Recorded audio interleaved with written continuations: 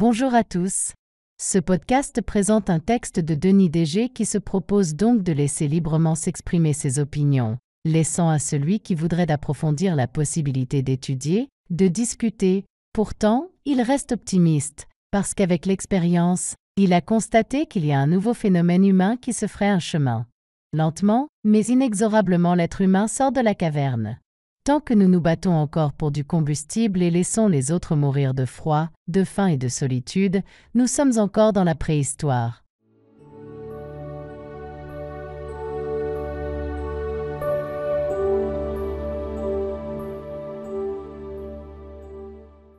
Denis Dégé vit à Paris. Il est président d'une association dans son quartier et est impliqué dans les mouvements sociaux France Insoumise, Gilets jaunes. Depuis 1987, il développe dans sa vie et dans le monde qui l'entoure le nouvel humanisme universaliste fondé par Silo, basé sur les principes de la non-violence active et sur un travail en profondeur en soi-même. Il a aussi créé des liens d'amitié et d'entraide avec des peuples et cultures aussi différentes que celles du Bénin, de l'Algérie ou de l'Iran.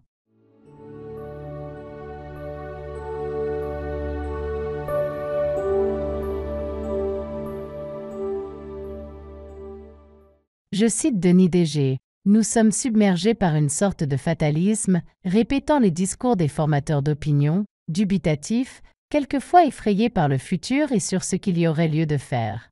Je me propose donc de laisser librement s'exprimer mes opinions, laissant à celui qui voudrait d'approfondir la possibilité d'étudier, de discuter. »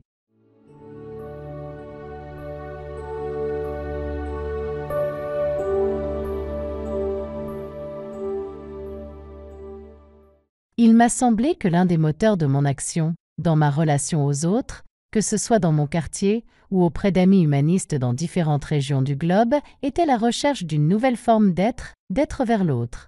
Mes activités sociales comme mes recherches sont motivées par un désir de justice sociale et de cohérence personnelle entre mon attitude et mes aspirations. De plus, je ne crois plus aux vieilles recettes des partis pour pouvoir offrir une solution à tous les êtres humains qui souffrent de la faim, de la guerre, de la maladie, du désespoir ou de la solitude, toutes ces situations cruelles et insupportables.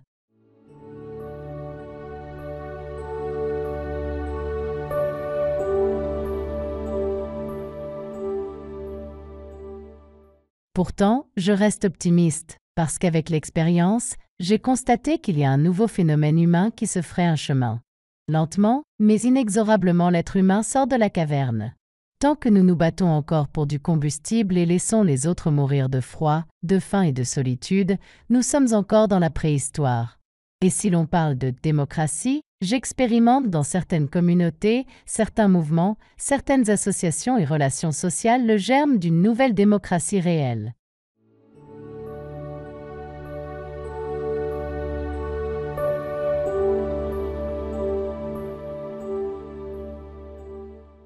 Le constat du désastre démocratique, humain et planétaire est partagé par toujours plus de personnes, mais nous nous sentons démunis face à ce tableau noir. Pourtant, il y a des solutions, j'en aborde ici quelques-unes. Pour que les générations futures puissent envisager de vivre, on peut se poser la question de la démocratie, car c'est de cette question que découle toute organisation humaine qui pourrait permettre une issue.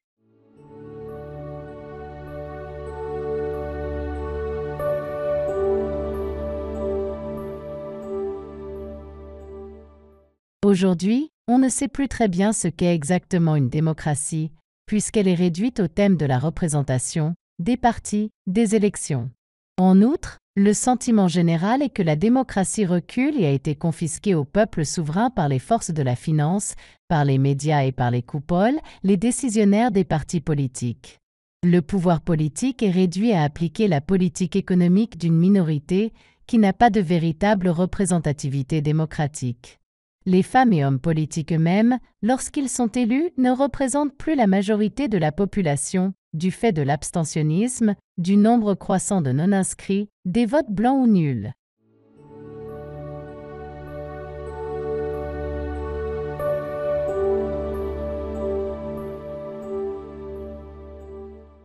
En France, l'État utilise abondamment le recours aux ordonnances qui permet de passer en force, altérant complètement le rôle et la fonction de l'Assemblée législative. Il n'y a aucun contrôle de la fonction présidentielle. Ce régime est celui de la dépossession du peuple de sa part de souveraineté politique. En République, il n'y a pas d'autre souverain que le peuple. Pourtant, dans les faits, c'est tout le contraire qui se produit.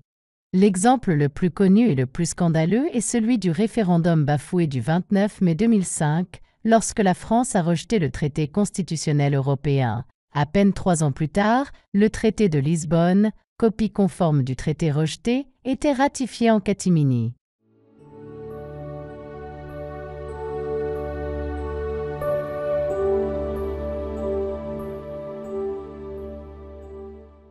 Le recul de la démocratie tient surtout au fait que la doctrine économique du libéralisme est mise au centre de tout.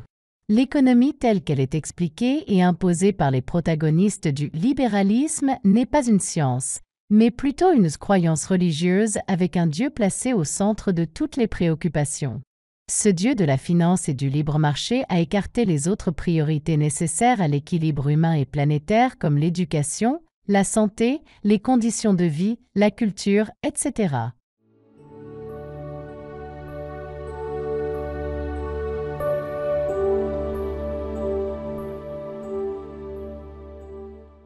Les chocs produits par les crises financières et le terrorisme ont été les grandes justifications pour réduire la démocratie. D'un côté, on limite les possibilités de manifester ou de faire grève.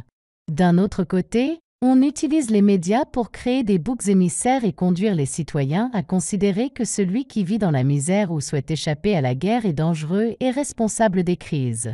En revanche, les gouvernements et les médias à leur solde se gardent bien d'expliquer le danger que représentent pour les citoyens ceux qui accumulent les biens, les capitaux, les pouvoirs. Leur action prédatrice est pourtant la source du déséquilibre, de la pauvreté ou des guerres.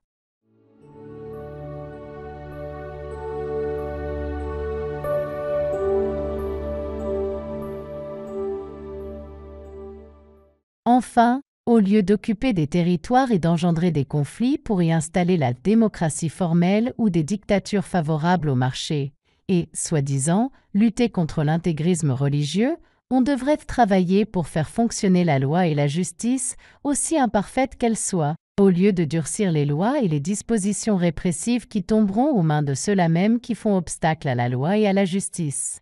Enfin, on observe depuis plusieurs années déjà que l'étape qui se profile en réponse au libéralisme économique et à la démocratie de façade est celle d'un populisme de l'extrémisme outrancier et violent.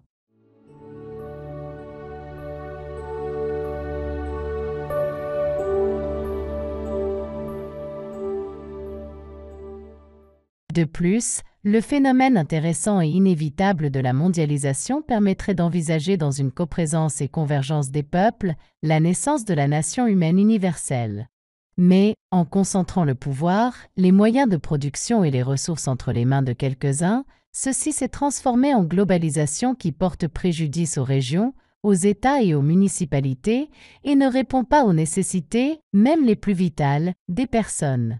Ce système globalisant violent s'est amplifié jusqu'au moindre recoin de la planète, apportant ses conséquences désastreuses sur la vie humaine et allant jusqu'à menacer l'avenir de la planète.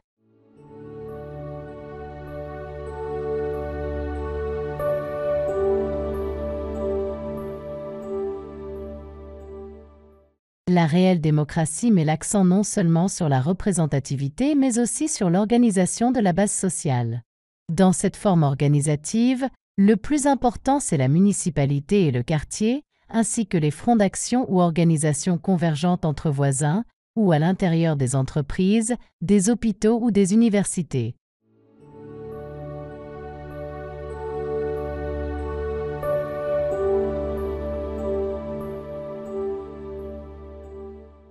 Le cœur de la démocratie devrait être la municipalité et les quartiers, car les décisions et les actions du conseil municipal ont un impact direct et concret sur la vie quotidienne des habitants. C'est à cette échelle qu'il est possible de donner la réponse la plus adaptée aux nécessités des gens. De ce fait, les budgets alloués aux communes et aux régions devraient être conséquents, ce qui, par ailleurs, réduirait la corruption et le gaspillage que génèrent les pouvoirs centralisés, ainsi qu'un meilleur contrôle.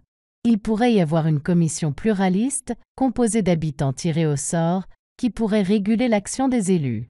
L'orientation devrait correspondre aux aspirations de la population et placer en priorité la santé, l'éducation et la qualité de vie des habitants.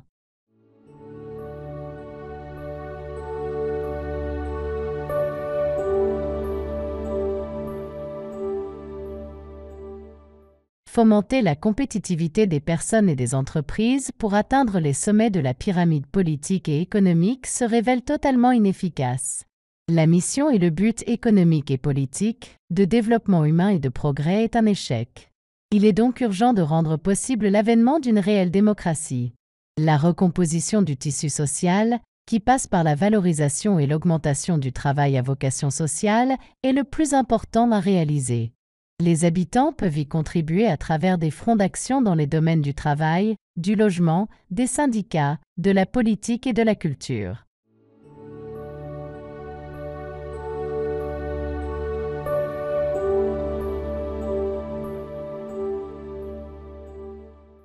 Si l'on intègre les principes de cohérence et de simultanéité du changement social et personnel, on peut alors créer les conditions pour l'insertion des différents groupes, individus et forces progressistes sans que ceux-ci ne perdent leur identité ou leurs caractéristiques propres, dont l'objectif sera de promouvoir l'union des forces capables d'exercer une influence croissante sur de vastes couches de la population. On peut construire de nouvelles formes d'organisation horizontale.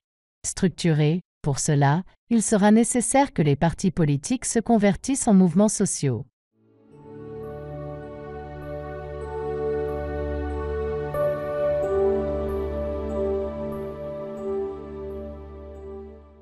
En plus du processus électoral, on doit favoriser la consultation de la population par le biais de référendums, en prenant soin d'informer complètement et de manière contradictoire sur le sujet qui lui est soumis.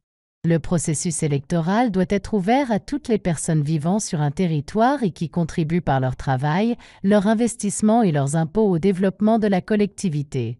On doit également favoriser la possibilité de constituer des forums dans lesquels les citoyens puissent réfléchir, échanger et s'organiser. Dans toute l'organisation, la reconnaissance de la diversité religieuse, sociale ou culturelle doit être reconnue et défendue.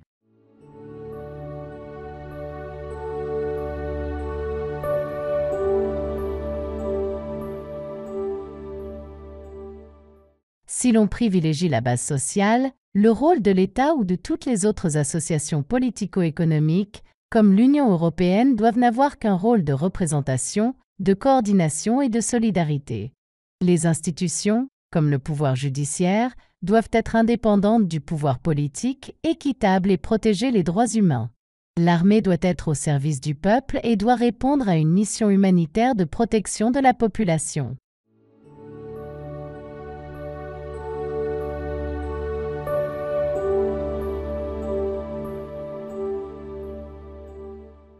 Dans la démocratie réelle, le rôle de l'élu est d'être au service des gens.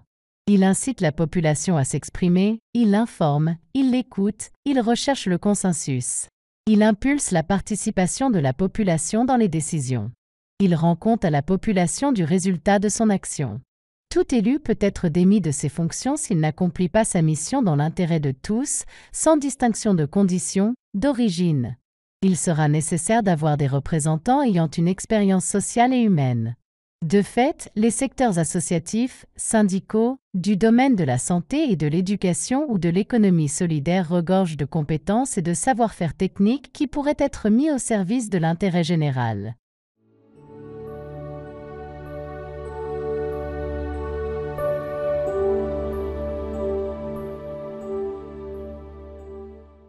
Ce podcast a pris fin. Je vous remercie d'avoir suivi cette vidéo. N'oubliez pas de la partager sur vos réseaux. Abonnez-vous pour m'encourager. Merci encore et à la prochaine vidéo.